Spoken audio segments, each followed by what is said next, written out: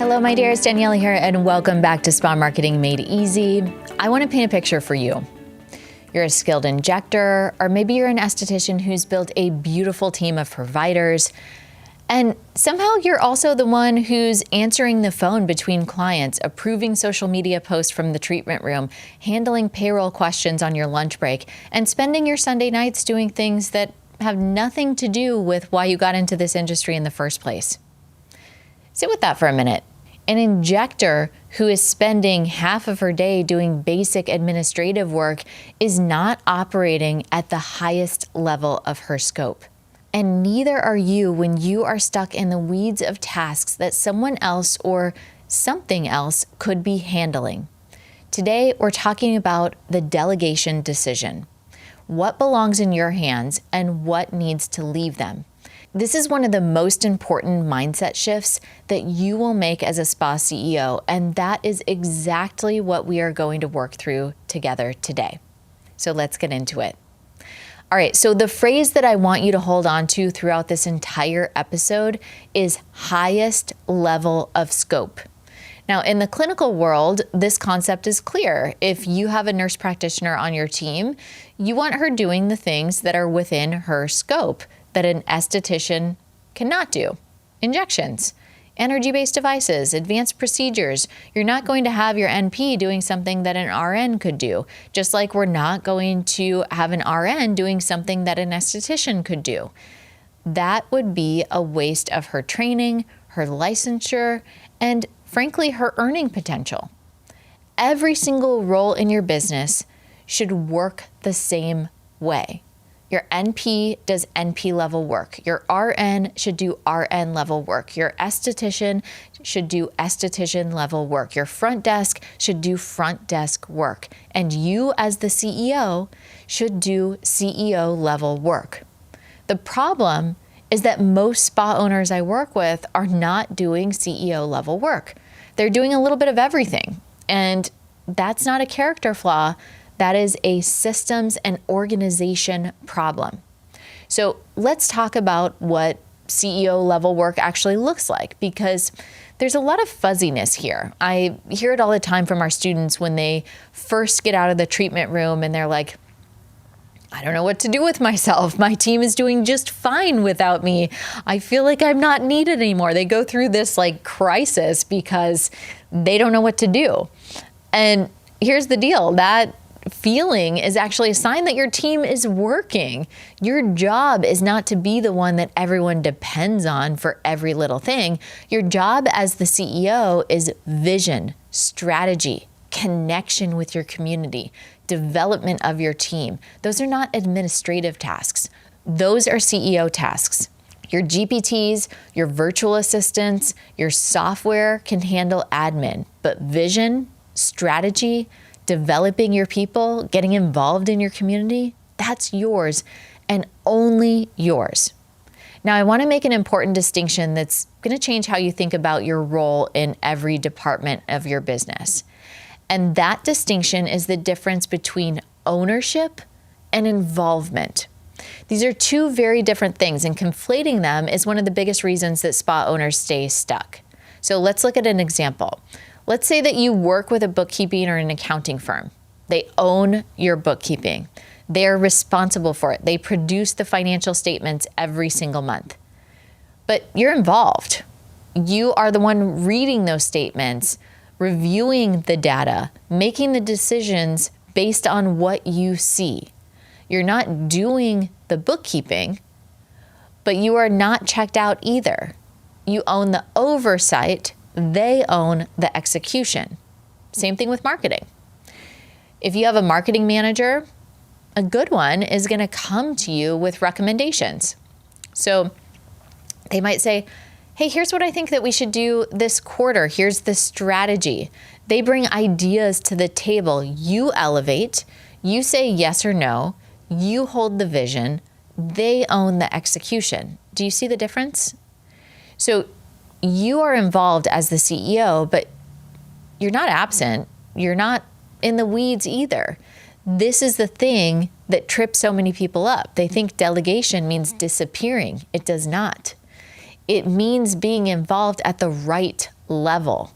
And the right level for you is the CEO level. But there's a lot of fear in delegation, right? You might feel a sense of scarcity around stepping back from the treatment room, around handing off tasks, around trusting other people to do the things that you have always done yourself. And often what is underneath that scarcity is a belief that sounds something like, if I'm not the one generating revenue directly, I'm going to lose money. If I'm not in the treatment room, the business is going to suffer. If I let go of this task, it's not going to get done right. And for a short season, some of that may be true. When you step back from direct revenue generation to invest time in CEO level work, there can be a transition period. But it's just that, a transition period. When you start using that time to build a referral partnership with another local brand, to develop your team so that your providers get better and better and better, to build a new funnel, to analyze your offers, to build a GPT that acts like another team member, those investments, they compound. So maybe you took a half day out of the room, but over time, that half day gains you hours upon hours of capacity, revenue, and freedom. The scarcity mindset says, I can't afford to step back. The CEO mindset says, I can't afford not to. Now, when you're moving fast and putting out fires all day, every task feels equally urgent. The supply order and the strategic vision feel like they have the same weight because they're both sitting on your plate, but they do not have the same weight. One of them only you can do. The other absolutely does not need to be you. The shift happens when you sit down long enough to ask a simple question about every single thing that you are touching. Does this actually require me? Not does this feel comfortable for me to hand off? Not am I the best person to do this? Does it actually genuinely require me? Or am I just the one who's always been doing it? These are two very different things. And until you can tell them apart, you will keep filling your days with tasks that were never yours to own in the first place. One of the practices that I come back to regularly in my own business is asking myself at the end of the week, what felt heavy? What drained me, or what took far more time than it should have? That question alone surfaces so much because the things that actually feel heavy are usually the things that were never meant to live on our plates in the first place. Little by little, as you start asking yourself that question and actually acting on the answers, something shifts. Your plate gets lighter, your team gets stronger, and you start to feel the difference between being busy and being effective. When you do build the confidence to hire, make sure that you're not hiring for tasks, but instead hiring for roles. So here's what hiring for tasks look like. I need someone to do Instagram. So when you have your front desk person post a few things here and there because you know you should be showing up on social, but there's zero strategy, there's no accountability for results, there's no one who actually owns the outcome, that is a problem, right? Here's what hiring for a role looks like. I need a marketing coordinator who is responsible for all lead generation activities. That person has a clear scope. They own something. They are accountable for it. The difference is not just semantic. When you hire for tasks, you get completion. When you hire for roles, you get ownership. And ownership is what drives results. So related to this, unclear role boundaries are one of the most common things that I see holding spa teams back. You've probably heard some version of this before, that we all just help each other. And that sounds great. It sounds like a team. But when a mistake happens and everyone just helps each other, there's no one accountable for who dropped the ball because nobody owned it. So clear roles, clear expectations, clear accountability, that is how you build a team that can function without you in every conversation. So raise your hand if this is you. You have a spa manager on paper, but you're still the one handling daily operations, inventory, staff training, scheduling efficiencies, team meetings, employee reviews. If you have your hand up, your spa manager does not have full ownership of her role. She may be doing a great job, but if you are still carrying those things, you are both doing a version of her job. Here's my benchmark for a true spa manager. You can go on vacation for a minimum of 2 weeks, not check your phone, not worry about a single thing, come back, and everything is running profitably and smoothly. That's the standard.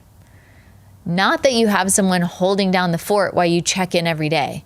Full, confident ownership. And to get there, you need two things. You need the right person, and you need clear systems. There can be an incredible person in the wrong role. And when that happens, they're not going to thrive, and it's not their fault. People need to be in roles that match their strengths with the expectations that are crystal clear and systems that are set up for success. Okay, now I want to bring this back to the central question of this episode, what only you can do. And the things that only you can do are actually fewer than you think. And the things that are taking up most of your time are usually not on that list.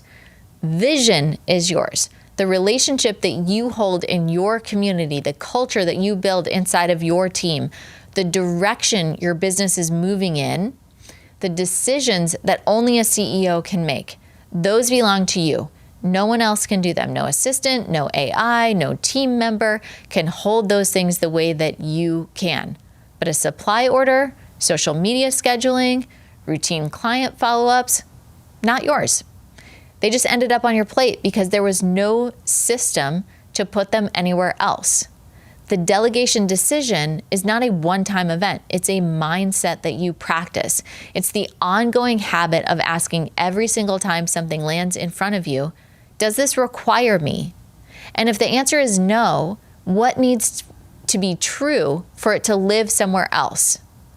That shift, practiced consistently, is what separates the spa owner who is drowning from the spa CEO who is leading. And you are more than capable of making it, especially in today's world where we're building your AI spa team and you have access to these incredible GPTs that I look at as employees of your business. Okay, so I want you to really sit with that, okay? And your homework that I want you to do this week is have a 15-minute conversation with one person on your team. Not a performance review, not a check-in, just a focused conversation where you clarify one thing. What do they own? And what does ownership actually mean in that role? That one conversation done with intention will tell you more about where your delegation gaps are than any list that you could make on your own. All right, my dears, thank you so much for spending this time with me today. This is a topic that is so close to my heart because I know so many of you are carrying so much more than you should be. You've built something incredible. Now it's time to build a business that does not require you to hold it all together. I appreciate you, and I will catch you in the next episode.